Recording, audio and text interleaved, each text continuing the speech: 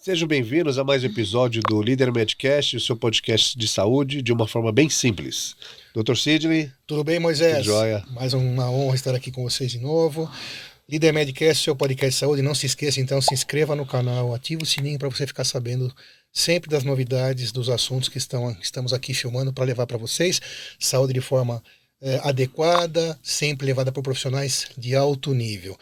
A gente também tem o canal de cortes, vão lá, se inscrevam, Líder Medcast Cortes. Lá vão estar os resumos dos episódios, onde você que não tem 1 hora e meia, 2 horas para assistir o episódio inteiro, pode ir lá assistir os resuminhos das partes mais relevantes. Então, assista até o final para que você possa, então, compartilhar essa informação com a sua família, com pessoas que precisam do assunto. Afinal, saúde é um dos maiores bens da nossa vida. Estamos aqui hoje com a doutora Luciana Cury, ginecologista e obstetra, formada pela USP, com especialização com residência no Hospital das Clínicas também da USP. Hoje presidente da parte de laudos lá do IMESC, onde faz todo o controle de qualidade. Muito obrigado pela presença, é uma honra recebê-la, minha amiga também de muito tempo. Muito obrigado, vamos aqui discutir um assunto maravilhoso que é a parto, não é? Obrigado por ter aceitado, Luciana. Eu agradeço o convite, é uma honra estar aqui, tanto porque eu acompanho o Líder Medcast. Poxa, que e legal. Por te ver também, né? Amigo é sempre bom rever. Sem dúvida. Eu acho que o convite, né, viria com qualquer tema que você me sugerisse, mas falar sobre parto, ainda mais hoje em dia, eu acho que quanto mais informação pudermos levar para as gestantes, né, e para as parturientes, melhor vai ser o parto delas, né? Porque a informação traz tranquilidade, traz reconhecimento de sintomas. É um assunto que eu adoro falar, né? Então, vamos falar sobre parto. Vamos explorar, então. Parto e trabalho de parto, vamos lá. O que uma gestante deve saber e o marido da gestante deve saber? Parto cesárea e parto normal. Então, vamos lá. E a gente vai aprofundar sobre o assunto também. Hoje em dia, meio que virou uma guerra, né? Do parto normal quanto parto cesárea. Tem o pessoal que fala que parto cesárea é parto suprapúbico, parto normal é parto suprapúbico, que é cesárea. Tem aqueles que falam que cesárea é uma violência, que só parto normal, quem é mãe de verdade é mãe de parto normal, e na verdade nenhuma dessas afirmações é verídica, né? O parto normal é o parto de menor risco, é o parto de melhor assistência materno-fetal quando a mulher, o feto, quando o binômio materno-fetal pode ter parto normal. E a cesárea está aí para quando a mulher não pode ter o parto normal ou quando ela deseja ter a cesárea. Também uma mulher que deseja ter cesárea não pode ser endemoniada. Sabe, essa mulher não quer ser mãe ou ela tem algum problema. Não, é uma escolha da mulher, né? Então eu acho que estamos em tempos onde a mulher pode decidir, né? O casal e principalmente a mulher, né? Sim, essa decisão, claro, na verdade, é dela, né? Claro, o corpo é dela, nesse caso. O corpo é dela, né? O que ela quer fazer, né? Se ela quer o parto normal ou se ela quer o parto cesárea. Existem as indicações formais de cesárea. Eu acho que o grande problema é que por muito tempo alguns colegas, né, até pela facilidade da cesárea, pelo menor tempo, criaram indicações fantasiosas de cesárea, isso que criou essa revolta e essa briga. O menor tempo e também a programação encaixaria nisso. É muito mais fácil, claro. Mas eu acho que não se pode enganar ninguém, né? A mulher, ela tem o direito de saber quais são as indicações reais de cesárea, se ela está encaixada nisso ou não. Uma das indicações é o desejo dela, né? Eu não tenho dúvida disso. O desejo dela é uma indicação formal e que tem que ser muito considerada. Desde que ela tenha consciência, tenha a informação dos riscos. Claro, né? Conhecimento. Se você informou para ela o que é um parto normal, o que é um parto cesárea, os riscos e benefícios dos dois, e ela optou conscientemente, mas não no momento do parto, onde ela está cheia de hormônio, não é ali que você vai conversar, onde ela está enlouquecida com dor. Você tem que conversar no pré-natal.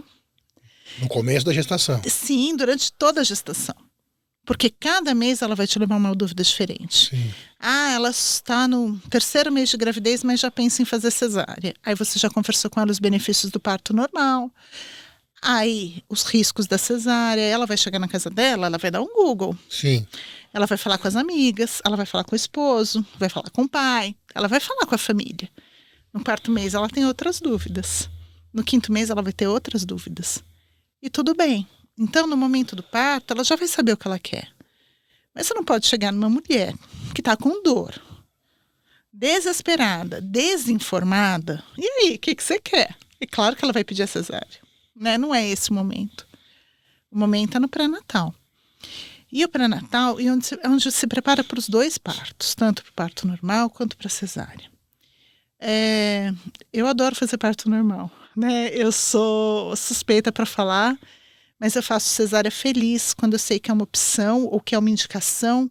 E quando for uma opção, é uma opção consciente. Ela não foi enganada, né? Isso ela é o mais importante. Ela sabia. Todos os porquês, todos os senãos. Isso. E ela quis. Ok, é direito, né? Claro. A mulher tem direito sobre o corpo dela. Cada vez mais a medicina, no meu ponto de vista, é uma troca, né?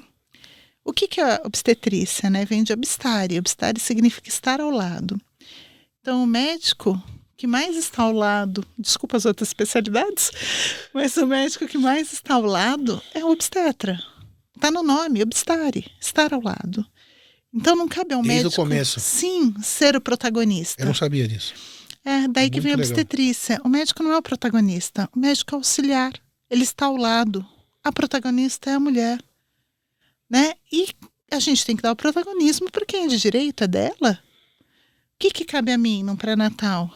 Informar, Estar ao lado.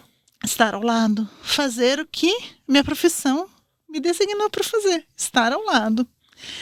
Quais são as indicações formais de cesárea? Não vou falar todas, porque a gente vai entrar numa matéria médica que acho que não é o intuito do podcast, Não, podemos falar de maneira né? mais... Mas uma maneira mais simples. Quando a gente fala indicação, só para o pessoal entender, né? Indicação são critérios que levam objetivamente àquela conduta. A indicação Isso. médica é isso. Então, o paciente tem isso.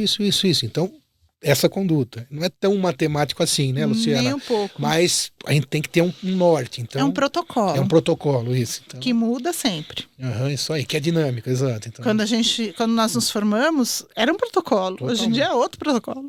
Daí a atualização necessária é constante, né? isso aí, mas vamos lá. Então vamos lá. Antes, 2 cesáreas anteriores, já era indicação de uma terceira cesárea. Hoje em dia se admite 3 cesáreas anteriores. Há controvérsias, mas ok. Um feto que está numa posição anômala, por exemplo, no lugar dele estar viradinho para baixo, ele está deitado. Um feto deitado, ele não vai nascer de parto normal nunca. Um tumor prévio que esteja no canal do parto, né? Vamos supor um condiloma, que é um tumorzinho de HPV que pode estar obstruindo o canal do parto. Qualquer coisa que esteja obstruindo a vagina da mulher é uma indicação formal de cesárea. E a principal indicação de cesárea é sofrimento fetal. Se o feto entra em sofrimento, indicação formal de cesárea. Né? Uma placenta prévia centro total, que é aquela placenta que no lugar dela estar na posição correta, ela está fechando o colo do útero, então ela fecha o canal da vagina. Fecha a saída. No bebê não tem como descer. Aí é uma indicação formal de cesárea. O feto pélvico depende do peso, da idade gestacional, paridade prévia, mas o feto pélvico é uma coisa discutível. Gêmeos, quando o primeiro gemelar não está numa posição adequada, então depende da combinação dos gêmeos. Então existem algumas indicações formais de cesárea, sendo que a maior indicação é o sofrimento fetal. E como a gente explicaria o sofrimento fetal para o pessoal que está O nos sofrimento assistindo? fetal, vamos imaginar que... A gravidez está indo bem, está mexendo, os ultrassons estão normais e de repente vem a hipótese do sofrimento fetal. O que O aconteceu? sofrimento fetal, ele acontece muito durante o trabalho de parto, né? Já no final, portanto. Por isso que é muito importante. Ele pode acontecer antes também. Ele dá alguns sinais durante o pré-natal, que é parada de crescimento fetal, diminuição de líquido amniótico, são os principais sinais, né? Sintomas é a diminuição da movimentação fetal, diminuição do tamanho da barriga. Mas, assim, o sinal de sofrimento fetal é principalmente quando o fluxo placentário... Imagina que a placenta é o único órgão compartilhado entre mãe e filho, né? A placenta não é da mãe, a placenta não é do neném. A placenta não é do feto nem da mãe, é um órgão compartilhado. Se essa placenta não consegue dar o fluxo de sangue suficiente para o feto, esse feto começa a entrar em sofrimento. Isso pode ser uma coisa aguda, pode ser uma coisa crônica, né? O sofrimento fetal crônico. Aquele sofrimento fetal agudo é uma coisa mais do trabalho de parto. Sofrimento fetal crônico, você imagina que está indo menos sangue para o bebê. O que o bebezinho faz, o feto? Ele prioriza o cérebro, quer dizer, ele faz o contrário, ele prioriza o que é mais importante, né? Ele vai tirar sangue de algumas partes do corpo e priorizar o cérebro que a gente tem de mais importante. Então você tem uma alteração do Doppler. O Doppler é o estudo dos vasos sanguíneos, da artéria do cordão umbilical e principalmente da artéria cerebral. O que ele faz? Está recebendo menos sangue. Você vai ter um Doppler mais restrito, menos sangue indo para o bebê através do cordão umbilical. O que ele faz? Ele privilegia o cérebro. Ele abre vai as artérias dilatar. do cérebro. Isso. Ele vai dilatar as artérias do cérebro. Isso é um sinal de sofrimento fetal crônico. Sempre que tem um sofrimento fetal crônico tem que ser cesárea? Não. Aí a gente vai falar de outras coisas, Doppler ducto venoso, mas requer uma vigilância maior e requer uma atenção muito maior. Sofrimento fetal não é, então, somente o caso quando passou de 38, 40 semanas, não. Não, de jeito nenhum. Na verdade, a gravidez, ela é de termo a partir de 37 semanas. Hoje em dia a gente não usa mais muito o termo data e pós-data, mas vamos lá. De 37 semanas a 38 semanas e 6 dias, a gente considera um termo precoce, tá bom? 39 então, semanas... Então, a partir de 37 semanas da gestacional, já é termo. Quando fala em termo, então quer dizer normal. Isso. Para não usar uma palavra que não é, às vezes, mas essa palavra seria os 9 meses. Isso. Só que até 38 semanas e 6 dias... ele ainda tem um risquinho um pouquinho maior de ter uma adaptação ao desconforto respiratório, tá? Principalmente quando está na 37ª semana. Então, o que é o ideal? Entre 39 semanas e 41 semanas. Esse é o momento de ouro para nascer o bebê. Aí ele só pode nascer nesse período? Não, né? Ele pode nascer a partir de 37 semanas, não é adequado, ele pode nascer antes, se for prematuro, mas assim, o período ouro para o bebê nascer entre 39 e 41 semanas. Ah, minha médica disse que vai me levar até 42 semanas. Pode, desde que seja conversado e que tenha uma vigilância rigorosa. Por que levaria até 42 semanas? Antes a gente levar... Isso é muito acadêmico. Algumas mulheres, elas querem o trabalho de parto espontâneo. Então, a gente sabe pelos estudos que até 41 semanas, o risco de você ter um sofrimento fetal é bem menor. A partir de 41 semanas, ele sobe um pouquinho até 42, que seria o máximo da gestação. Algumas mulheres querem o trabalho de parto não sentir induzido. Isso, para entrar natural. Em trabalho de parto.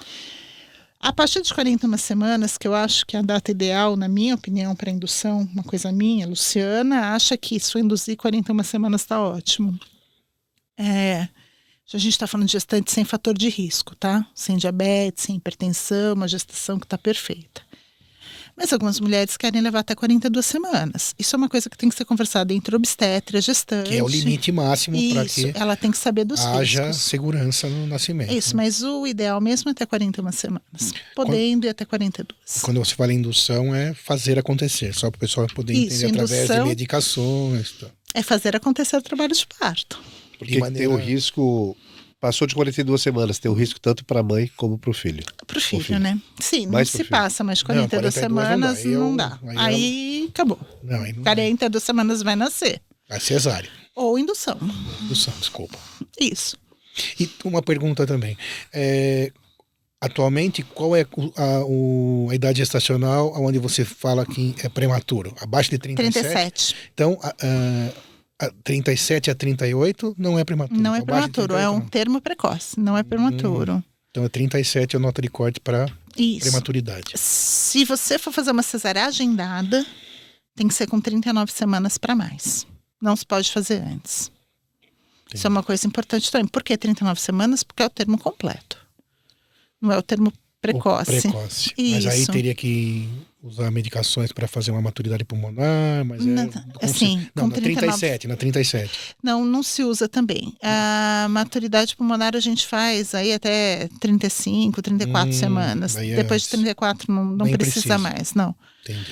Né, mas não se agenda uma cesárea com 37. Entendi. Aí é só com 39. Maturidade pulmonar quando o bebê nasce com um período inferior a 36 semanas. 37. Nem sempre o bebê precisa, né? Por exemplo, algumas doenças, eles atrasam, outras eles antecipam a maturação pulmonar do bebê. Por exemplo, um bebê que passou por um estresse, que é uma doença chamada pré-eclâmpsia, que é o aumento da pressão arterial na gravidez, ele amadurece o pulmão antes. O pulmãozinho dos fetos, filhos de mãe diabéticas, amadurece um pouquinho depois. Então, não tem uma regra, né? Mas a gente sabe que com 39 semanas os pulmõezinhos estão excelentes. Em qualquer mãe. Isso, exatamente. Entendeu isso? Então a segurança é 39 semanas.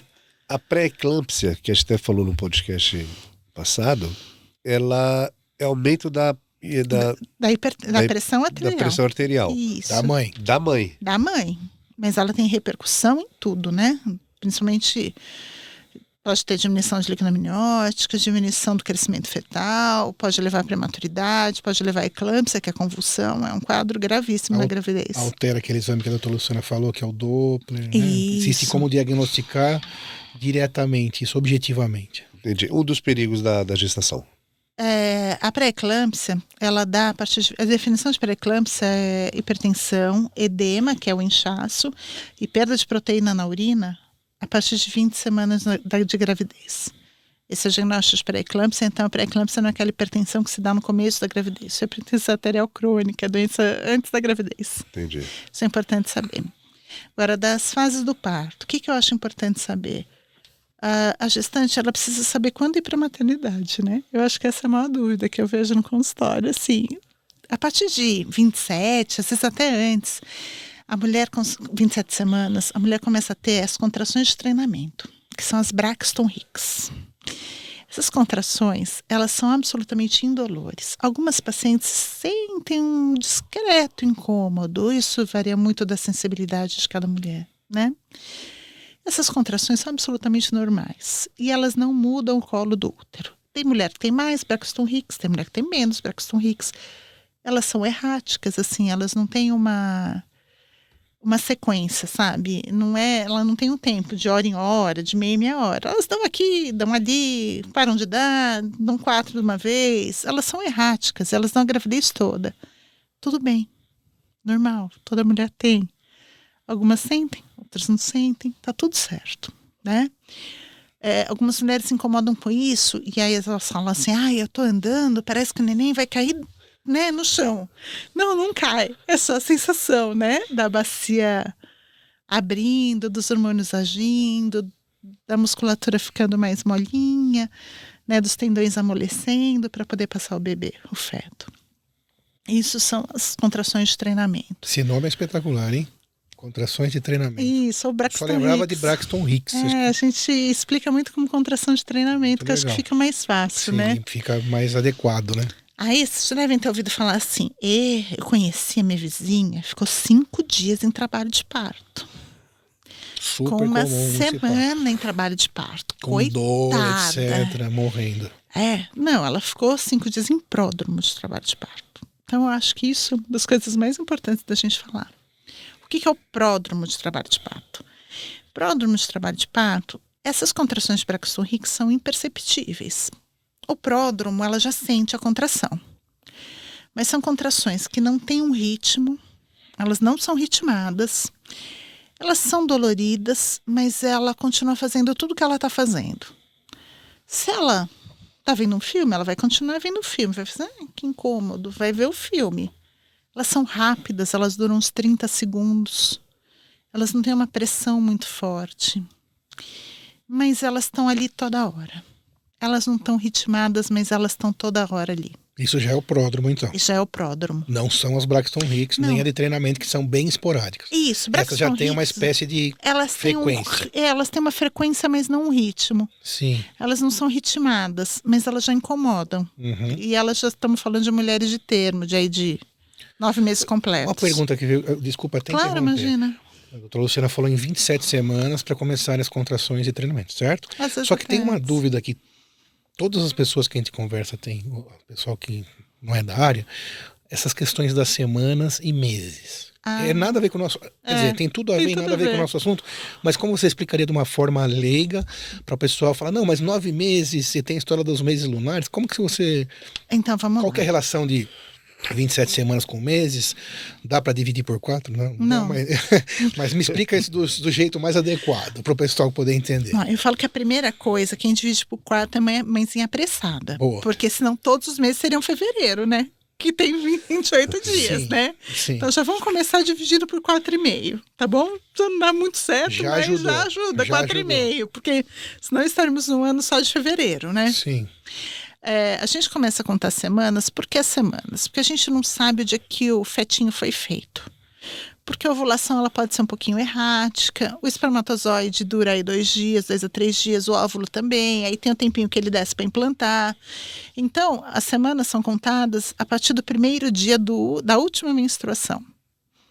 Né? E daí a importância de prestar atenção nos primeiros sintomas de gestação. Porque a data é fundamental. Para não errar essa data, né? Para já não começar errado. Exatamente, para não começar a conta errado. E qual é o ultrassom que vê bem? Ultrassom de primeiro trimestre.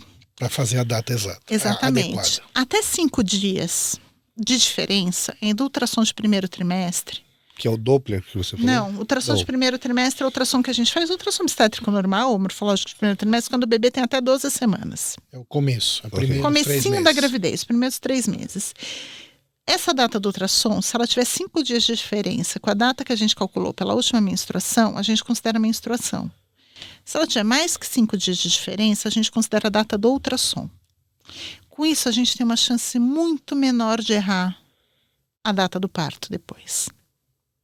Então, esse ultrassom, esse começo é muito importante. E por que a gente conta em semanas e não em meses? Porque os meses não são iguais. Sim.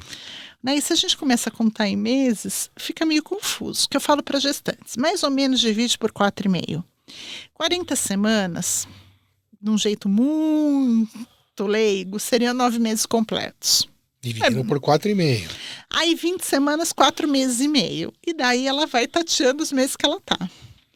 Né? Mas minhas gestantes falam em semanas no consultório, de tanto que eu atormento. São bem treinadas, são bem treinadas. Informadas. Porque as coisas mudam. Por exemplo, tem exame que a gente faz na 24ª semana. Tem exame que a gente faz na 35ª semana. Então, e aí a gente precisa da semana. Pela sua explicação, então, né, perfeita, a grosso modo, na idade gestacional, já está contando antes dela engravidar. Sim. Pensou já nisso? É por isso que dura. É difícil entender isso. Eu posso contar um caso rápido? Claro. Eu fui de uma funcionária de uma empresa que a gente prestava um trabalho, fui convocado por uma juíza para falar sobre a gestação de uma paciente. E a questão era se ela estava grávida ou não quando ela foi demitida. Então eu peguei o ultrassom. Se você pegar só a idade gestacional, ela estava. Porém, não é assim que funciona. Porque é incrível essa conta, mas ela já está contando antes da pessoa engravidar. Isso mesmo. Eu expliquei isso na audiência, após levar algum...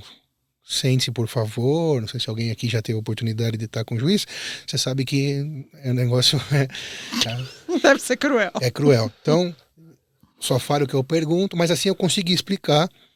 Mas a juíza não se contentou com a minha explicação e mandou uma carta em casa, um ofício, falando que se eu confirmaria ou não a minha versão, eu perdi a palavra agora, mas sob pena de prisão.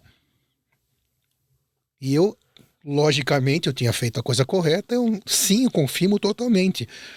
Né? Fiquei com vontade de falar, quer que eu ponha uma lousa, né? Então, com todo respeito, mas eu estava completamente, eu tinha estudado aquilo para falar e ninguém entendeu, inclusive o magistrado, qual era essa conta. Então a funcionária não estava grávida quando ela foi demitida, ela engravidou provavelmente na prática mesmo, o ato aconteceu que foi a fecundação 1 ou 2 semanas depois da gestação, provavelmente até uma espécie de tentativa de não ocorrer a demissão.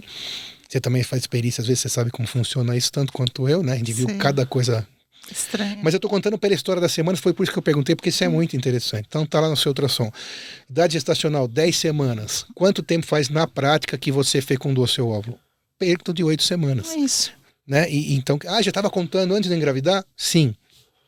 É um critério. Só aceita e vamos em frente. É porque, na verdade, como a gente não tem como saber o dia da ovulação, é o único que é fixo critério é a data da menstruação. No mundo inteiro. Isso, a data da menstruação, ela é fixa. A mulher vê o que aconteceu. Isso. E a data do primeiro dia, aliás, só lembrando, né? Não do último. É do dia que desceu. É, do primeiro dia, exato. Então, isso é fixo, ela sabe o dia. Agora, o dia que ela engravidou, não sabe, porque tem esses hiatos, que a Luciana explicou. O espermatozoide é viável 24 horas, o óvulo mais não sei quantas. Se juntar tudo, pode dar uns 3, 4, 5 dias. Então, como se idade gestacional não significa que está grávida desde aquele tempo. É isso mesmo. E aí a funcionária, então, acabou. No final de tudo, que eu saiba, ela perdeu a ação, não estava gestante. Mas imagina, eu recebi um ofício sob pena de prisão. Isso é real. Imagina, né, a esposa em casa quando viu aquilo. Ficou chocada.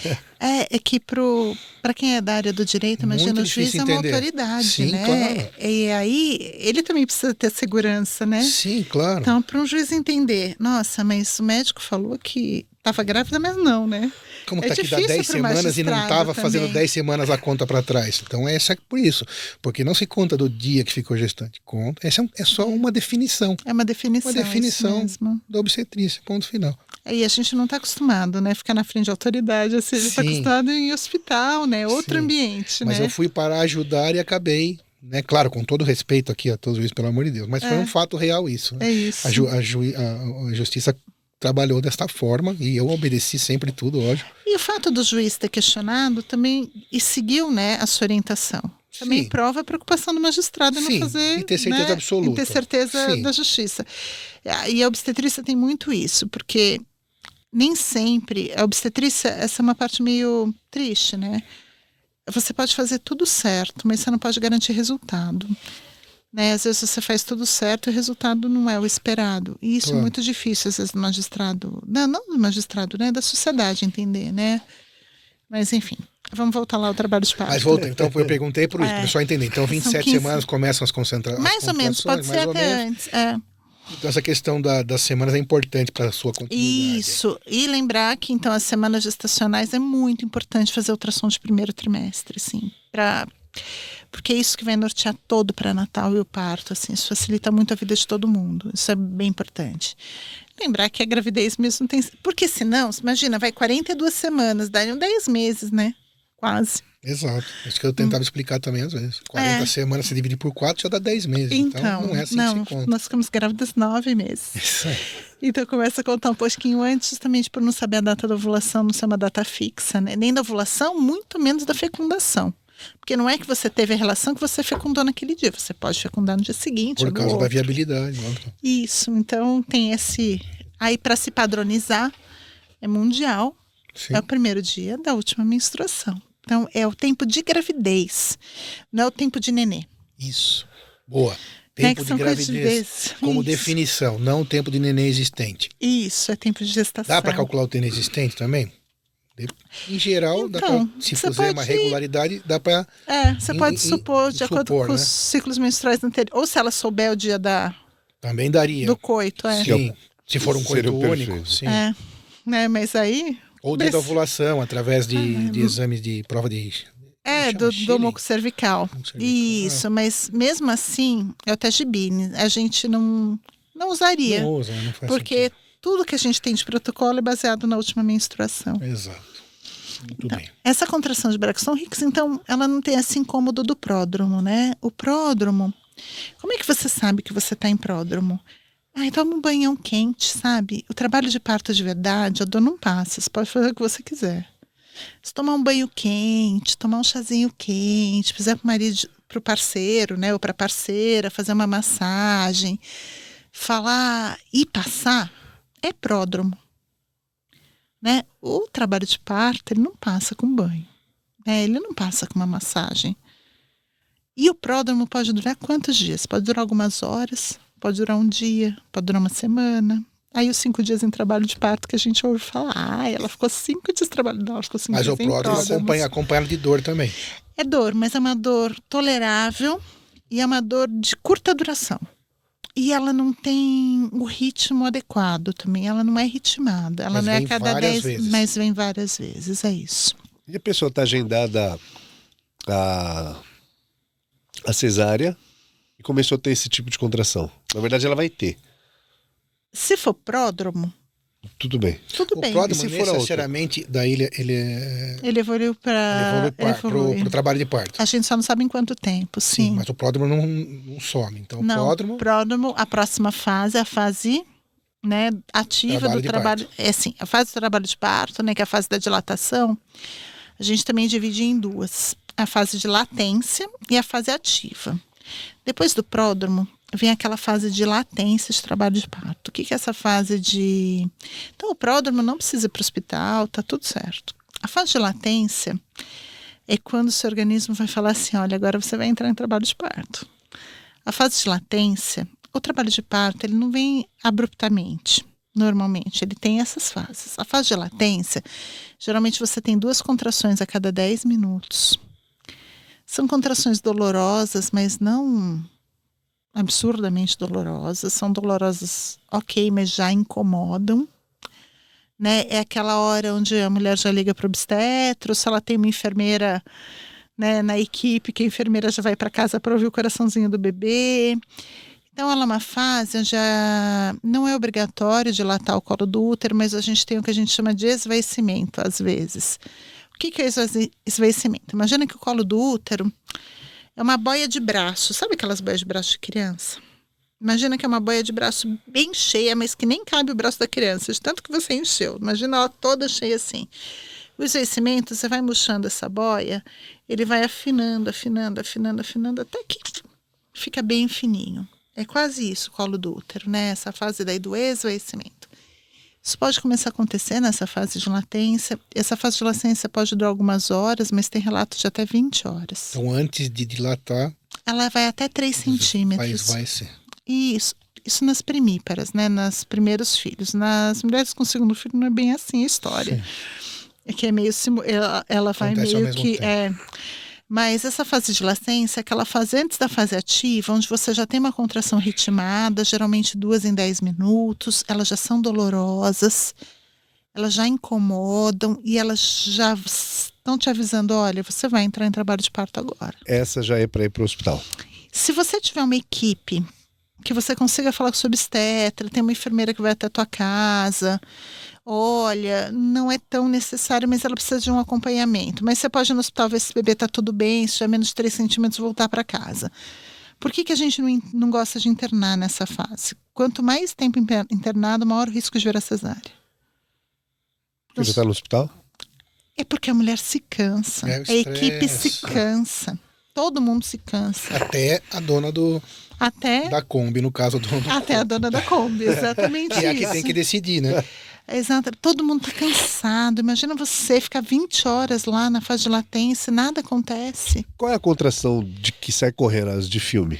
Sai correndo e agora tem que ir, liga pro médico, corta trânsito, é isso. Você vai ver, eu espero que quando a gente acabar de conversar, você vai ver que não precisa sair correndo, que são muitas horas. A gente está falando aí de partos de filme que a gente chama de partos tactóxicos, né? Que são partos que não são o dia a dia, né? Daquela mulher que tem o parto fora do normal, né? Mas aí, mas veja bem, a fase de latência é importante que você tenha aí o apoio de uma equipe. Seja uma obstetriz que vai te ver na sua casa, você pode passar no pronto-socorro, no consultório do seu médico, ver se está tudo bem, mas não é uma fase para internação, mas tem que ter um apoio, tá?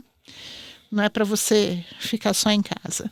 Quando que você deve ser internada? Na fase ativa do trabalho de parto. O que é a fase ativa do trabalho de parto? Quando são 3 contrações em 10 minutos e o colo do útero já tem mais de 3 centímetros de dilatação. A contração é mais dolorosa, ela dura em média 40 a 50 segundos. E como é que você vai saber o que é uma contração? Veja bem, como que o bebê ele não tem que sair pela vagina? Então, imagina o útero, a contração é de cima para baixo. Concorda? Se a contração não for de cima para baixo, ele não empurra ninguém, né? Onde que você vê contração? Marca-passo uterino para contração é no fundo do útero. Então, a mulher põe a mão no fundo do útero e ela consegue contar perfeitamente, o parceiro ou a parceira também. Se o útero está durinho, quando ele fica durinho, a mão não afunda. Vai contando quantos segundos a mão não afunda, e de repente a mão afunda. Aí acabou a contração. Então essa contração do trabalho de parto ativo, ela dura em média 40, 50 segundos. E essa contração dilata o colo do útero.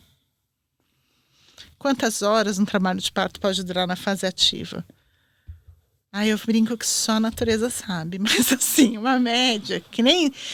Os fetos não leem os livros de obstetrícia, sabe? Então, a gente assim... Por enquanto, né? Ainda não. Ainda não. Dá um celular, não. Dá um iPhone pra você. Já vai lá dentro.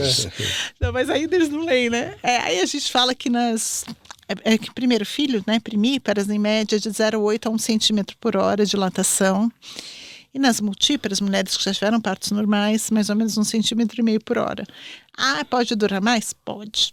Né? Mas dilata-se, então, 1 centímetro por hora e precisa de quantos centímetros para poder nascer? 10 para nascer. 10. Então, Demora. Se for 10 horas de trabalho de parto. O ativo a gente começa em 3 centímetros, né? Ah, sim, porque já então chega aí com dá 3 umas centímetros. 7 horas, 8 horas então de trabalho. Então tem 7 horas para ocorrer. Existe caso que não tem, que a mulher não tem contração e o bebê nasceu? Então, existe, o motivo certo ninguém sabe. Tem um estudo aí, acho que é de Cambridge, mas não tenho certeza de Cambridge, que está estudando um gene que essas mulheres possivelmente têm, que elas diminuem a sensibilidade, diminuem essa comunicação dor-cérebro, sabe? Útero-cérebro.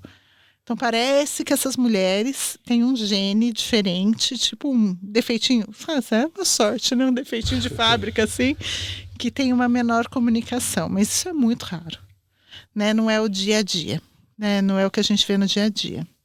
E uma coisa que eu acho que dá muita angústia é o tempo que o bebê pode levar para nascer. Quanto tempo, né? Vamos falar com você que é leigo, imagina, porque o Sidney pode saber, quero você. Quanto tempo entre a dilatação total e o nascimento do bebê, que a gente chama de período expulsivo. Quanto tempo isso pode levar? Dilatação total demorou 10, 11 horas. Depois desse período? Isso, dilatou total. Agora é só o bebê descer na vagina e ir embora. 3 a 6 horas? Menos. A maioria acha que leva 10 minutos, tá? Mas não. A média de 1 hora para quem já teve filhos, 2 horas para quem não teve filhos, e se fizer anestesia peridural, coloca mais 1 hora nisso. Vocês vão falar sobre isso também, da anestesia peridural. E não tem essa de... Você me falou que se o bebê tiver na horizontal, por exemplo, não tem como... Eu já vi, pelo menos, o médico tentando acertar a posição dele. Existe versão, né? Mas tem muito risco, né? De furar a placenta. Índio, por exemplo, não tem cesárea. Nasce às vezes, mas o risco é... risco de descolamento. Não compensa. Mas uma coisa também acho que faltou a gente explicar. A doutora Luciana explicar no caso. Nessa sequência de acontecimentos do pródromo e até o parto normal ativo e a dilatação, onde está a hora que ela perde o líquido? Vamos colocar assim, onde que estoura a bolsa então amniótica? Onde se encaixa isso? Qual a importância de acontecer ou não? Como que... Vamos falar do que é normal, né? Isso. De quando a bolsa rompe, dentro do normal, porque ela pode romper precocemente, prematuramente, mas é outra história. Claro. Imagina que o útero é uma bolsa que tem uma bexiga cheia de água dentro. Eu falei que nessa fase ativa tem essa contração de cima para baixo, ela vai aumentando, aumentando, aumentando. No final da fase ativa, mais ou menos aí com 7 centímetros, média. Então já umas 6, 7 horas. Mais ou menos. Isso. Ela fez assim, ela aperta o útero e a bolsa rompe. Isso normalmente acontece. Existem já está no hospital, então? Sim. Deveria estar no hospital. Deveria estar no hospital. Desde os 3, 4 centímetros ela já deveria estar internada. No hospital. É porque está no hospital que não vai ser humanizado? Não. Pode-se fazer um parto humanizado no hospital. Né? Eu não gosto desse termo, né? Porque humanizado parece que o resto não é humano, né? Assim, sim, boa, muito né? boa. Um termo Qual o termo melhor para isso? Eu preciso mudar também minha cabeça. Então, eu acho que Nossa, eu sempre achei horrível, mas não conseguia pensar isso. Eu não gosto do termo como humanizado. se os outros fossem ruins, né? Isso, eu acho que parto, ele tem que ser... O parto humanizado é o parto que é conversado. Isso, eu acho que o parto humanizado é o parto onde a mulher é protagonista. Eu acho que o que a gente não usa mais hoje em dia? Quando a gente fez faculdade era diferente. Sim. Por exemplo, a mulher, qual é a posição que ela tem que ficar na fase ativa do trabalho de parto? Antes, quando a gente fez faculdade, a mulher ficava deitada em posição ginecológica ou de ladinho. Ela não podia ficar andando, não podia ficar de cócoras, ela não tinha essa liberdade. Hoje em dia, qual é a melhor posição durante o trabalho de parto? A que ela quiser. Sério? Isso é humanizado. Aprendi já um pouco. Todo podcast eu aprendo alguma coisa. Quiser ficar andando, ok. Quiser ir pro chuveiro, ok. Se ela quiser ficar de cócoras, ok. Já com a bolsa, já com o colo dilatado. Isso. E já com a bolsa rota. Se ela quiser, principalmente se ela com a bolsa conseguir, estiver confortável. Isso, que ela quiser. Tudo bem. Banho, banheira com a bolsa íntegra, né? Bola, ela pode andar. Tem mulher que dança, tem mulher que faz bola. Já tendo contração, sim, com na dor. fase ativa, porque isso é muito bom. Você entendeu isso? Sabia disso? Não. E a posição... Isso é incrível. Porque a posição devia cansar, ficar deitada. Atrapalha ainda mais. Exatamente. Na hora que for deitar, na hora que era pra deitar, já estava cansada. A gente tem, né, eu e a minha dupla dinâmica, a Mônica, a gente tem uma enfermeira que acompanha a gente, né, a Persela, e ela é fantástica, assim, porque a Persela consegue, né, colocar em posições... Persela é uma enfermeira obstetriz, ela consegue colocar em posições que ajudam até a rotação do bebê. A gente fala, olha, o feto está numa transversa direita, ela consegue colocar a gestante em posições que ajudam que o útero, ajuda o corpo da mulher a rodar o bebê sozinho durante o trabalho de parto. Então, o fato de ter uma enfermeira junto facilita muito o trabalho de parto, porque a gente que é médico acaba tendo uma coisa muito instrumentalizada, né? A gente é criado para isso, né? E ter alguém junto para te dar esse apoio é muito bom. Quando não tem, eu e a Mônica a gente faz também. Mas colocar na bola, colocar em posições certas, ela andar. O parceiro é muito importante, por exemplo, se ela vai para a banheira, se ela tem possibilidade de ter um parto que tem uma banheira disponível. O parceiro está atrás da banheira, está fazendo massagem nela, está massageando as costas. Isso tudo dentro do hospital. Dentro do hospital. Vamos colocar isso bem direitinho. Os hospitais, eles têm labor, né? Eles têm as salas de parto normal dentro do hospital, né? Então tudo isso para mim é o parto que é humanizado, é o parto que você está respeitando a gestante, mas que ela está segura. E isso hoje vale para todo parto normal que ocorre? Todo parto normal. Não tem mais então aquilo que a gente aprendi em 93? Não, mas por exemplo, é importante ela saber. Tudo isso, é claro, o feto tem que estar sendo auscultado de 15 em 15 minutos. Sim. Hoje, sim, né? A gente está auscultando o bebê, sabendo que ele não está em sofrimento fetal. Né? A gente lembra que sofrimento fetal tem que resolver. Aí acabou essa... Muda alguma coisa no batimento do coração do... Totalmente. Tudo. Ele aumenta. Cai? Diminui. O normal é de 110 a 160. Vai para 90, 80. Baixando. Ele faz umas curvas numa cardiotóxico, é tipo um eletro do bebê, que a gente chama de DIP, né? O DIP 2. Então, assim, sim, sofrimento fetal a gente detecta durante o trabalho de parto. E dependendo, se não sair, não conseguir, o bebê morre lá dentro. Não é assim, não, demora. A gente tem algumas coisas para fazer. Não, antes de acontecer, caso não esteja no hospital. Sim, pode acontecer. Não obrigatoriamente, mas pode acontecer. E não é porque também começou o sofrimento fetal que você corre para cesárea. Às vezes o parto normal é mais rápido, às vezes você corrige algumas coisas. Você dá oxigênio, glicose, você faz outras coisas. Né? Mas você está ouvindo o coraçãozinho do bebê, o bebê está jóia. A mulher ela tem toda a liberdade durante o trabalho de parto. A ocitocina, que hoje em dia todo mundo fala, não pode ligar a ocitocina. Às vezes ela é necessária. Mas o que é importante? Que você tenha paciência, que você faça uma coisa que a gente chama partograma, que é registrar a evolução do trabalho de parto no documento apropriado, que você tenha a linha de alerta, a linha de ação, e lá você vê se o trabalho de parto está indo corretamente, fisiologicamente, ou se você precisa intervir. Então, o que eu acho que é correto? Você chega para a gestante e fala assim, olha, eu sei que você não queria ocitocina, mas agora é hora de colocar, porque o seu bebê não vai nascer de parto normal se a gente não colocar. Tá aqui. Não é chegar lá e coloca porque você quer.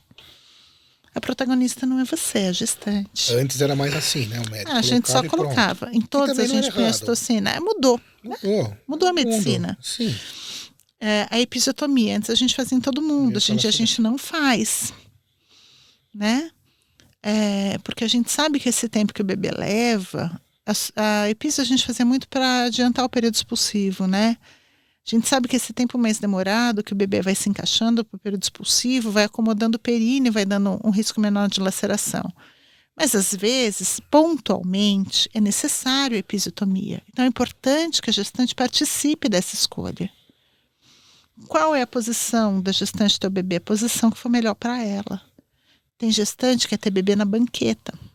Tem gestante que quer ter de cócoras. Tem gestante que quer ter semi-sentada. Qual é a posição que for melhor para ela?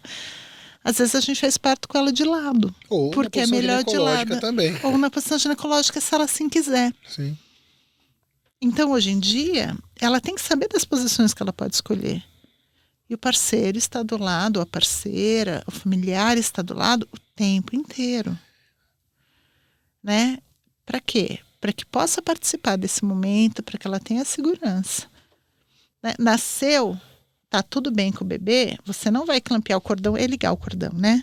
Você vai esperar ele parar de bater. Agora, você fica segurando, só vai clampear quando parar de pulsar. Sempre tem um pediatra na sala de parto, né? Nascendo, a gente olha pro pediatra assim, né? Aí esse pediatra dá aquele ok que a gente está esperando, mesmo antes de clampear o cordão, se o bebê nascer bem, porque ele tá vendo o bebê a hora que nasceu, ele vai pro colo da mãe, pro contato pele a pele. O bebê começa a mamar antes da gente finalizar o parto, na primeira hora. Isso tudo faz parte, né, do respeito ao trabalho de parto. Então, tudo tem que ser conversado. E se precisar intervir, a gestante tem que participar disso. Então, acho que são as grandes mudanças, né? O trabalho de parto. Muito diferente do que eu aprendi, né? Que eu sou GO, aprendi bastante aqui também. Voltando à polêmica que a gente estava falando, né? Sobre as diferenças, episiotomia foi causa de bastante polêmica há um tempo atrás. E quando eu tive o aprendizado, a episiotomia seria para não esgarçar, né, para não romper. Mas a gente viu que é o oposto. Então, e era feita não por motivo de, como dizem, 100%. Violência ou coisa parecida, mas era para sempre num estudo também baseado em evidências que preservasse a própria mãe, evitando outras complicações pós-parto.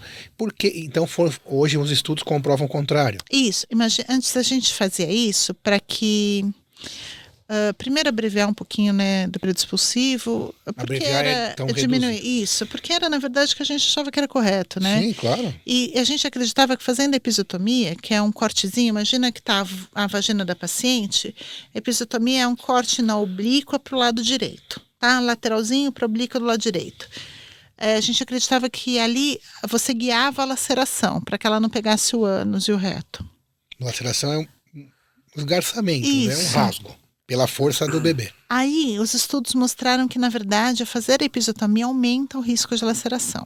Vamos falar de uma maneira para vocês entenderem. Imagina que eu peguei a camisa do Sidney e eu estico assim, que é o que o bebê faz com a vagina, o feto, né? Dá aquela esticadinha. É difícil de eu romper a camisa dele. E se eu fizer um pique com a tesoura? Aumentar a probabilidade. E fizer isso. Então, na verdade, aumenta. A passagem fica maior. Mas aumenta muito o risco de laceração. Isso. Então, quando se descobriu que esse risco era maior, parou de fazer. A conduta, a episiotomia foi proscrita. Não, ela não é proscrita, porque alguns casos ela é necessária. Ainda. Isso, alguns casos, mas é muito pontual. O períneo acaba... O períneo não, né? Toda a região perineal acaba sendo um obstáculo, e nesses casos muito pontuais, ela é necessária. Isso, então não é que não se faz nunca mais. Ela isso pode nem ser é necessária. Proibida. Não. Isso no corte, mas também não... Então, desculpa pelo proscrito. Não é proscrita. Teve recente também o caso que apareceu na mídia, mas foi outro. E não foi no ponto... É a mesma coisa. Continua explicando daí sobre o ponto do marido, o antigo ponto do marido. Talvez hoje seja um absurdo falar. Que o nome é horrível, né? Eu acho horrível também, mas a gente teve assim na aula sobre esse nome. Não é culpa nossa. Não, eu também. O nome é horroroso. É horroroso. Na verdade, quando você faz a episiotomia, você precisa reconstruir, né? Corta e reconstrói. É só uma reconstrução, né? Mas veja bem, imagina uma mulher, você se põe no lugar de uma mulher que está lá, ela não sabe se é necessário ou não a episiotomia.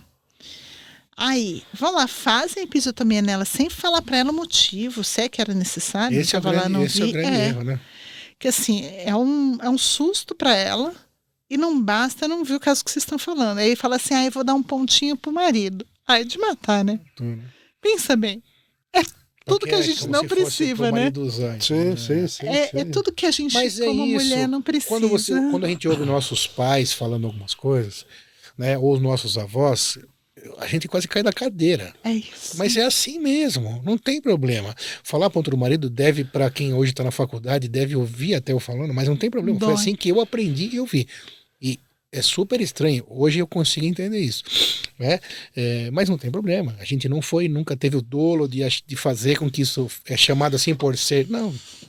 Aí a gente vai aprendendo Fato. e aí para de usar o nome, né? Pronto. É isso, eu não falo isso há muitos anos. Mas se cortou a episiotomia, aí tem que... Você reconstrói. É ponto do marido, não. Não, eu falei porque eu não percebi de como. Ponto do marido, não. Os pontos são todos dela. Isso são todos pra elas. No parto natural. Na cesárea, o médico tem muito mais controle do que tá acontecendo, né? Sim, não, né? Porque é um pouco mais programado. Tem esse controle, mas por outro lado tem outros riscos, né? Maior risco de atonia uterina, né? Que é o útero ficar muito mole, de hemorragia depois do parto. Maior risco de sangramento. Conforme você vai tendo cesáreas progressivas, você pode, para mim é o terror dos obstetras, que é ter uma coisa chamada placenta acreta ou percreta, que é quando a placenta, numa próxima gestação, ela gruda na parede uterina, ela pode até invadir de chegar à bexiga. Isso é gravíssimo, alto risco de mortalidade materna. Mas no caso de primeiro caso de cesárea da mulher? Veja bem, se os batimentos fetais estão bem controlados, ele tem a mesma segurança na cesárea e no parto normal. É que o parto normal é o trabalho de parto não chama trabalho à toa, né? Sim. É longo período e que tudo pode acontecer. Mas se você está dentro de um hospital, você está com uma equipe lá inteira, né? Você não está com uma equipe à distância, você está com a equipe lá. Os batimentos cardíacos fetais estão sendo controlados. Fisiologicamente está tudo bem, ele é mais seguro que a cesárea, na verdade. Mas ainda assim, de acordo com o que a gente tinha falado no começo, a escolha da paciente, ela é soberana. Né? Se a paciente escolhe puramente, não, eu quero cesárea porque eu não quero sentir muita dor, eu quero ser anestesiada, tudo bem? Tudo bem. Tudo bem, critério pronto. Eu concordo, mas só para ouvir da sua... Tudo bem, se ela quer ser anestesiada, é isso? Se ela não quer ter dor. Não quer ter dor nenhuma. Não quer nenhum incômodo. Só cesárea. Tudo bem. Desde que essa escolha não seja no momento que ela está com dor. Boa. E que seja bem explicada também pelo médico, né? Desde que ela esteja... Ela assina um termo, que ela foi orientada, inclusive, né? Hoje em dia a gente tem um termo para esse consentimento... termo de consentimento livre esclarecido, tá? Sim, falamos isso com o Dr. Mário Ordi, a importância dessa prática fundamental, até para evitar o que está acontecendo hoje, essa enxurrada de litígios. Exatamente. Boa. Isso. Então, desde que ela faça isso durante o pré-natal, desde que ela seja informada 1, 2, 3, 1000 vezes se for necessário, desde que ela tenha plena convicção, ok. E no caso da contração, no caso de cesárea, é por indução? Como assim? A pessoa a gestante no parto normal tem a contração. A cesárea, sim. Vai ser marcada, né? Normal, é só do parto normal. Na cesárea, se for marcada... Mas foi boa a sua pergunta. Como eu te falei, com 39 semanas, né? É com 39 semanas. Algumas mulheres, quando você entra em trabalho de parto, você imagina que seu útero dá uma afinada. Vamos falar de uma maneira bem grosseira, dá uma afinadinha, sangra até menos, tá? Algumas mulheres que querem cesárea, querem fazer cesárea mediante trabalho de parto. Então, a gente espera o trabalho de parto para fazer cesárea. Isso é uma possibilidade também, né? Espera o trabalho de parto para ser o start da cesárea. Sim, algumas mulheres falam, olha, eu não quero desmarcar a data que meu filho vai nascer. Eu quero que a natureza decida, mas eu não quero parto normal. Eu quero cesárea. Mais uma vez a protagonista decidindo. Ela decidiu. Também é totalmente válido. Isso. O que a gente não faz é... assassinar protocolos, né? Sim. Por exemplo, se ela me falar, eu quero uma cesárea com 37 semanas, porque eu quero que meu filho nasça de Capricórnio, não quero que ele seja aquário, não, entendeu? A gente tem que seguir os protocolos. Que é 37 cesárea, não poderia, mas 38 já poderia. 39. 39, desculpa, isso. Não é mais 38. Então. Mas se ela quiser 39,2 ou 39,3... Mas antes era 38? Não, sempre foi 39. Tá. 39 semanas. Daí aí pode escolher o signo até, entre aspas. Mais ou menos. Mas se for falar, eu quero com 37, porque eu não quero que nasça de aquário. Sim. São os 2 únicos signos que eu sei a sequência. Mas só para a pessoa entender. De 39 a 42. 41, né? 41, desculpa. Ok. Tem uma liberdade nessa Tem uma liberdade. Se ela quiser. Geralmente, quando a paciente não quer entrar no trabalho de parto, quer cesárea agendada mesmo, a gente agenda na 39ª semana completa. Sim, faz sentido. Senão vai entrar em trabalho de parto, é capaz de... Aí pode ter, ela pode ficar... E aí você não vai deixar passar de 40 semanas, enfim. Mas algumas querem... Esperar. E lembrando que se fez 40 semanas e um dia, a gestante tem que seguir um outro protocolo de acompanhamento pré-natal, né? Mais próximo, com o exame do líquido amniótico, cardiotocografia, que é esse eletro do bebê, né? Então, cada gravidez segue de uma maneira. E lembrando que gestante com patologia, o que é patologia? Uma doença, uma alteração, 40 semanas para nascer. A gente não espera até 41 nem 42. Isso a gente está falando de gestante de baixíssimo risco, né? Que é 41, 42 semanas. Alto risco, 40 semanas. Tem que nascer. Então, essas coisas são muito importantes. E daí a importância da conversa no pré-natal. Pré-natal não é só para ver doença, né? Para fazer exame de ultrassom. Pré-natal é para que ela tenha consciência do próprio corpo. E para gestantes que querem muito parto normal, ajuda muito o preparo, né? Com exercício, yoga, para quem tem a possibilidade de fazer um preparo do períneo, até com fisioterapia, é uma coisa bem interessante também. E eu não posso já de perguntar uma coisa, já que nós estamos falando sobre parto. O que a Luciana acha do parto em casa? Posso perguntar ou não? Pode perguntar. Então tá, pode responder se quiser. Não, vamos responder. Porque isso também é bastante Eu, polêmico. Luciana, não faço. Eu, como médico, tenho a minha opinião bem clara. Eu não faço. Depois eu falo, e eu não acho que o Brasil tem estrutura para fazer parto domiciliar. Parto domiciliar existe em alguns países, né, que não o Brasil, e eles são partos muito diferentes, porque são países que têm uma estrutura para o parto domiciliar. Então, o Hospital X sabe que na região deles se faz parto domiciliar. E qualquer coisa, em segundos, essa mulher está dentro do hospital. Essa não é a nossa realidade, não é o que a sociedade recomenda. Eu, como perita, já vi algumas coisas de parto domiciliar que são difíceis de ler até, né, de saber que existiram. Veja bem, eu, Luciana, você viu coisas recentes, né? Luciana, eu sei que tem muita gente que faz, até colegas nossos que fazem. Eu, Luciana, não faço parto domiciliar e eu, Luciana, não recomendo no Brasil parto domiciliar. A Gisele Bündchen teve, ok, né? Não foi no Brasil, ela teve uma estrutura toda por trás e veja bem, eu não sou contra. Não é que eu lá não pode de jeito nenhum. No Brasil ele não é recomendado, não é o que a sociedade recomenda, justamente por isso, porque a gente não tem essa estrutura para o parto domiciliar. Sim, porque qualquer intercorrência, se você tiver uma ambulância na porta da sua casa, ok, né? Mas isso, o hospital for ao lado, né? Entre aspas. É isso, porque o hospital tem que ser ao lado, o hospital tem que saber que está sendo feito parto domiciliar na região. Então aqui não tem essa estrutura. Então eu acho que o parto seguro é o parto hospitalar, não é o parto domiciliar. Sim, um parto hospitalar, como a Luciana explicou, é absolutamente respeitoso. Mesma coisa. Ela pode diminuir a luz, ela pode ouvir música, ela pode não receber analgesia, banheiro, ela pode fazer o que ela quiser. Eu aprendi muito. E o nome disso é o respeito, né? Respeito. É consideração, é o protagonismo da mãe, que sim, tem que ser a protagonista. O pai também, acho que faz parte desse todo esse... Total. O pai, na verdade, ele vai estar lá na banheira com ela, ele vai estar massageando com ela, ele vai estar dançando com ela, ele vai estar andando no corredor com ela. Tá vendo, né? Ele vai dar a mão para ela segurar, se ela quiser. Ele vai aguentar o que ela quiser. E você sabe que tem o final do trabalho dessa fase de dilatação, né? Lá pelos 8 centímetros, que a gente chama de fase de transição, né? Antes do período expulsivo, que algumas pacientes têm muita vontade de vocalizar, né? Vocalizar é o nome que a gente educadamente chama para dar uns gritinhos, né? Na hora do trabalho de parto. E que é absolutamente normal de acontecer. A mulher não vocalizar, precisa... vocalizar. Que a mulher não precisa se envergonhar ou não precisa não vocalizar se ela tiver vontade de vocalizar. Às vezes o organismo dela, principalmente na fase de transição, que é de 8 para 10 centímetros, as contrações são muito intensas. Ela chega de dor, vamos dizer assim. Isso. Só para o pessoal ela poder chega a ter 5 contrações de 1 minuto em 10 minutos. Pensa bem, e forte. E aquela história que a dor do parto encontra-se entre as 5 maiores dores confirma isso ou não? Ah, deve ser. Sim. Eu acredito que sim. Eu também acredito. Essa vocalização, eu já ouvi normal. Muito, mesmo sendo gineco, mas na nossa faculdade...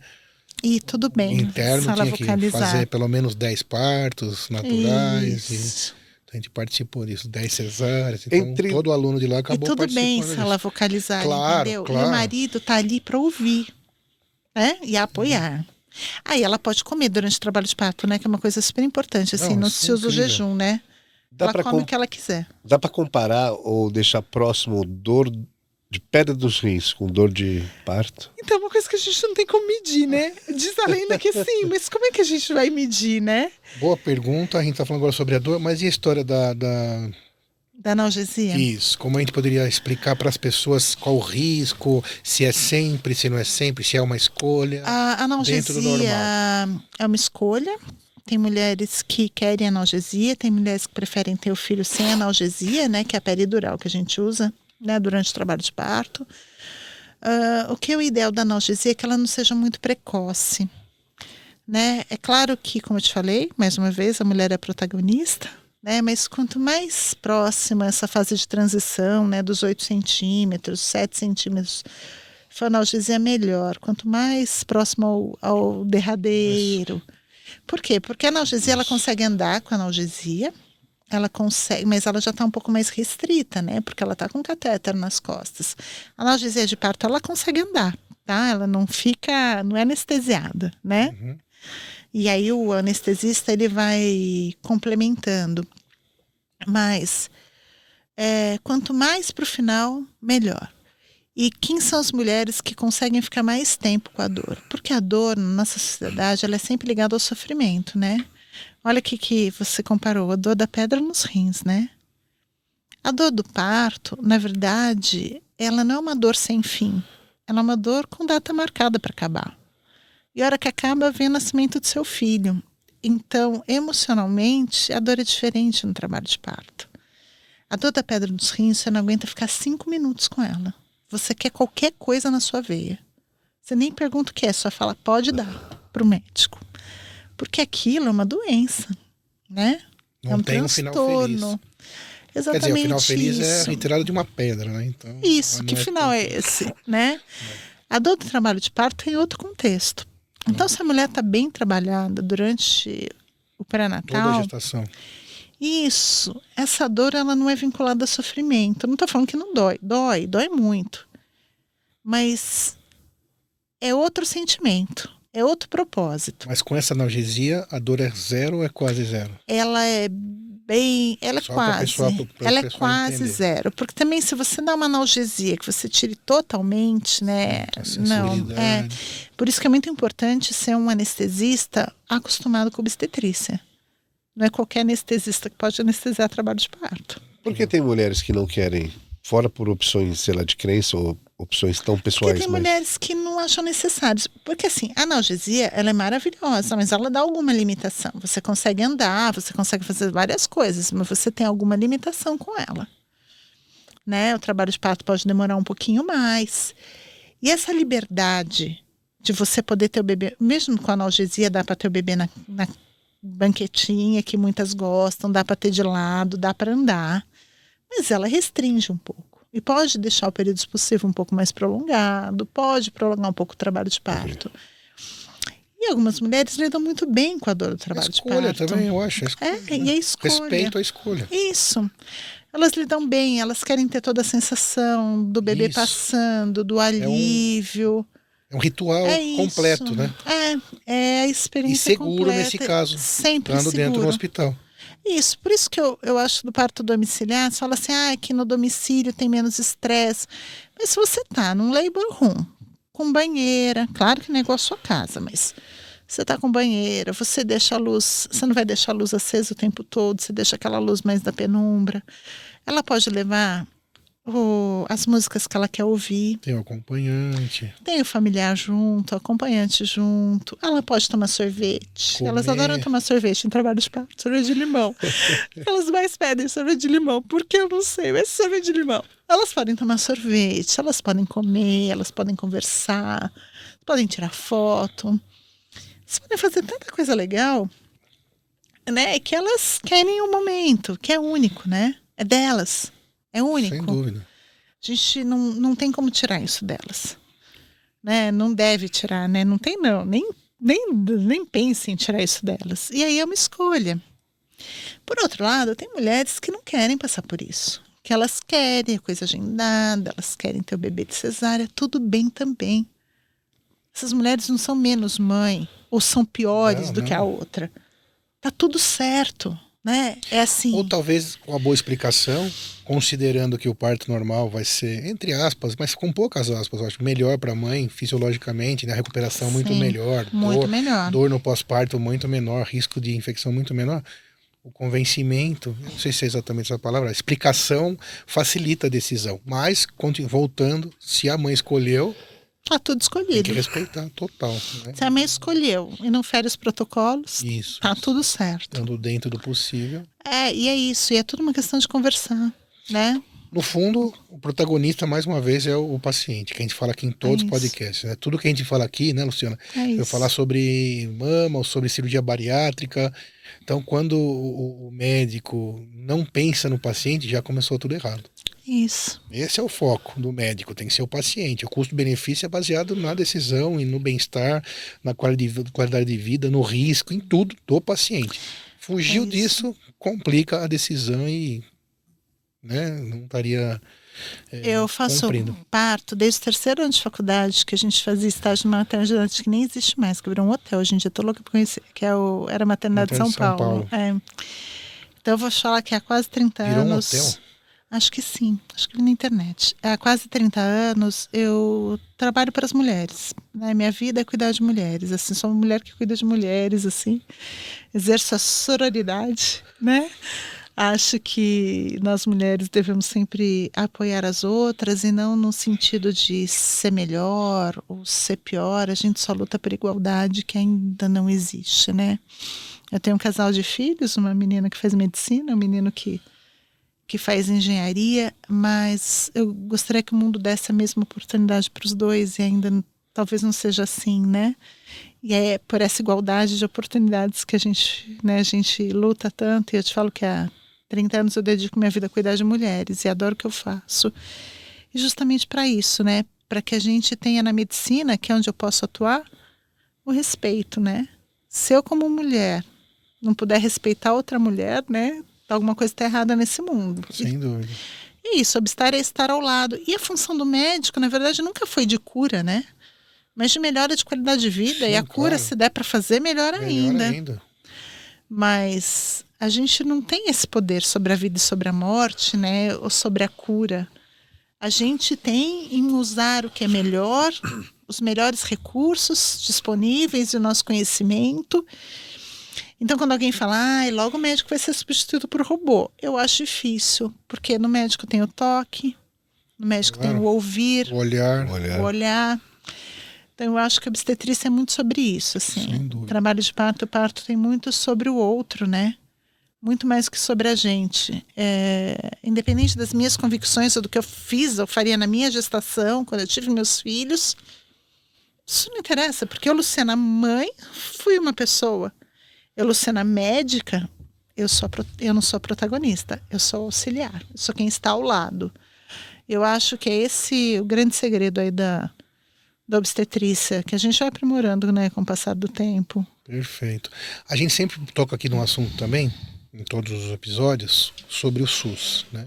Essa possibilidade desse parto normal com respeito e com todo esse desfecho é possível legal, no SUS. é totalmente, o SUS está aberto para todas as, né, com a certa, talvez, um acesso não tão... Como está atuando o SUS nesse parto? A gente eu sempre morei no estado de São Paulo, né? Então acho que a gente talvez tenha uma visão... enviesada, né? Enviesada, exatamente, do SUS do país, né? Estou falando assim do SUS que eu conheço, do SUS que eu trabalho, porque eu também trabalho no SUS. Claro. E sou super favorável ao SUS, acho que é uma das coisas boas aí do nosso país, e sim, principalmente na região onde eu trabalho e moro, né, que é a região de Barueri, Santana de Parnaíba, Osasco, tem excelentes maternidades, inclusive com banheira. Olha, tem SUS. No SUS, sim. É claro que você não vai ter um obstetra ao seu lado só para você, né? Vai ter um obstetra para várias mulheres. Mas essa possibilidade que a gente está falando, talvez não tenha música, não vai ter música, o quarto você vai ter outras mulheres juntos, mas sim, você tem o parto humanizado, você tem que conhecer a maternidade antes, sim, o parceiro está ao seu lado, é um direito seu, não é a favor de ninguém. Claro que na pandemia a coisa ficou um pouquinho diferente, mas as coisas já estão voltando aí ao normal. Então, sim, é possível. Assim. E essa conversa que a gente tem no consultório particular, eu tenho com as minhas gestantes do SUS também. E essa preparação para o parto, essa escolha, o estar disponível. A escolha também existe no SUS? Existe, mas geralmente aí se espera entrar em trabalho de parto, né? Se espera entrar em trabalho de parto, e estando em trabalho de parto, sim.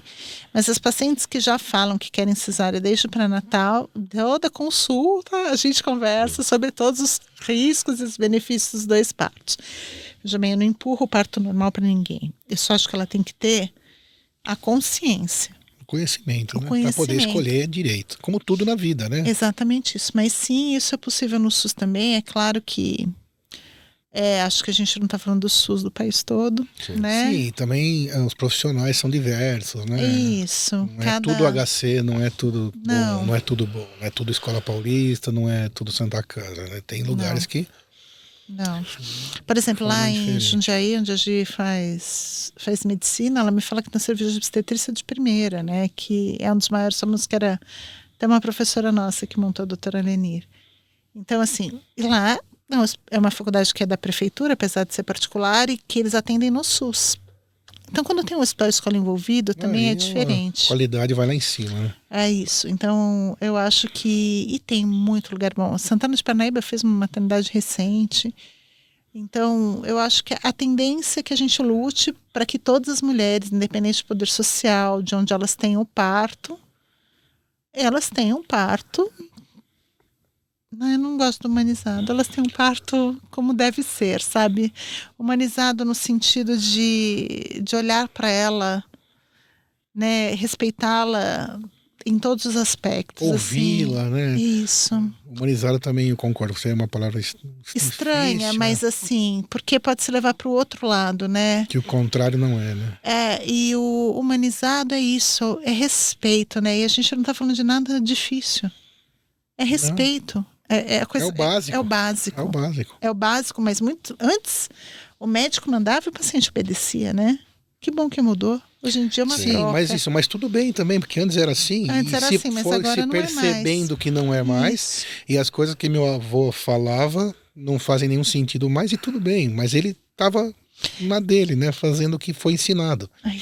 E não tinha evoluído, e assim vai, não tem problema. E quem sabe daqui, sei lá, alguns anos, todas as mulheres têm um banheiro no SUS. Não, e a gente vai estar falando coisas que talvez o nosso bisneto fale, olha, meu avô que horror. Fale que absurdo. Sim, provavelmente sim. É isso. É ou não é? É isso. E matematicamente é isso. Tudo fica eternizado na internet. Sim, estamos se eternizando aqui. Estamos eternizando. Nossos netos, bisnetos.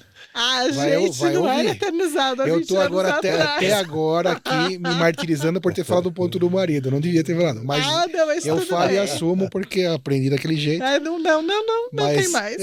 Não tem mais. Não tem mais. Mas tudo bem, a gente está num eterno conhecimento, uma eterna evolução. Claro. Esse é o segredo, né? Isso. Se você não tem o intuito de causar o mal, você vai evoluindo. Isso. Aprendendo, mudando, acrescentando valores, melhorando nisso e naquilo, tendo a cabeça livre e aberta para ouvir, aprender todo dia. A gente recebe aqui, né, Moisés, diversas especialidades. Então, eu aprendo todas as vezes alguma coisa diferente, coisas novas, porque quando a gente tinha tempo que a gente saiu da faculdade, já naquela especialidade não era diferente, como hoje aprendi muitas coisas aqui. Eu aprendo também porque eu assisto. Obrigado. Tá vendo? Eu aprendo também, eu assisto.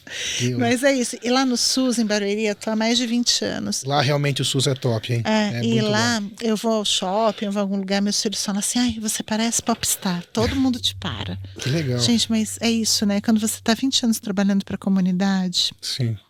Ainda no SUS, eu tenho consultório particular, mas que eu amo minhas pacientes também. Quando você está numa comunidade, você acaba sendo... Ninguém fala assim, a ginecologista é a minha médica. Alguns me chamam de doutora Lu, é a minha médica. O ginecologista tem isso, né?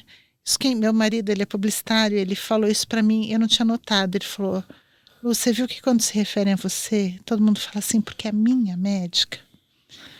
Porque é isso, o ginecologista para a mulher é o médico dela. É o seu médico, é o antigo clínico geral, né? Da mulher, virou muitas vezes o ginecologista. Então, esse, assim, a minha médica, dá pra gente um acalento, assim, no coração, sabe? E uma responsabilidade enorme de poder suprir aquela necessidade e cumprir aquela expectativa. Parabéns. Mas se a gente falha, a paciente está ao nosso lado. Também, claro.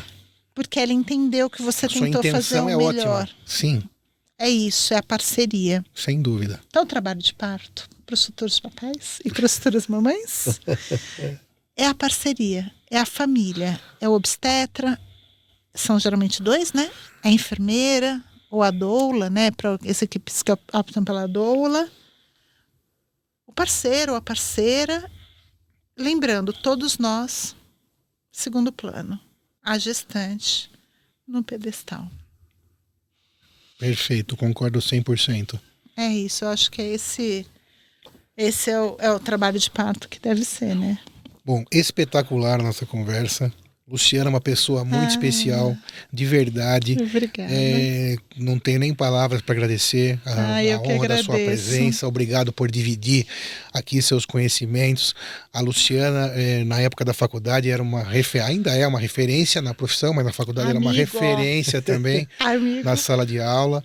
E quem é bom, é sempre bom, né? Então, obrigado muito. Moisés, ela esclareceu todas as suas dúvidas e suas necessidades, doutora. Como futuro papai. Sim, já me imaginando em várias situações que você foi falando e boa parte que veio à sua cabeça. Na hora da música, da mão, de estar do lado, de dançar junto. Fazer massagem. Sim. É importante.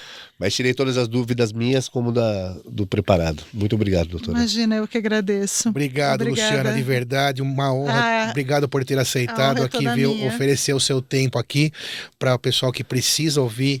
Então, gente, compartilhem. Vocês sabem que isso é muito importante. Vamos seguir também no Instagram, Moisés, Dr. Sidney, doutora Luciana. Vai estar tudo aí nos comentários e durante o vídeo. Palavras finais, Luciana. Olha, mais uma vez eu agradeço a oportunidade, agradeço por poder falar sobre o que eu amo fazer, que é cuidar de mulheres, né?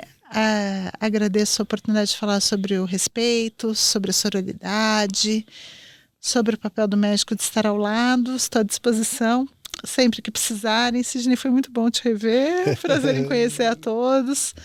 Se tiverem dúvidas, entrem em contato pelo direct, enfim. Sem dúvida. Estamos à disposição. Foi excelente. Obrigado, Luciana. Obrigado. Gente, até a próxima.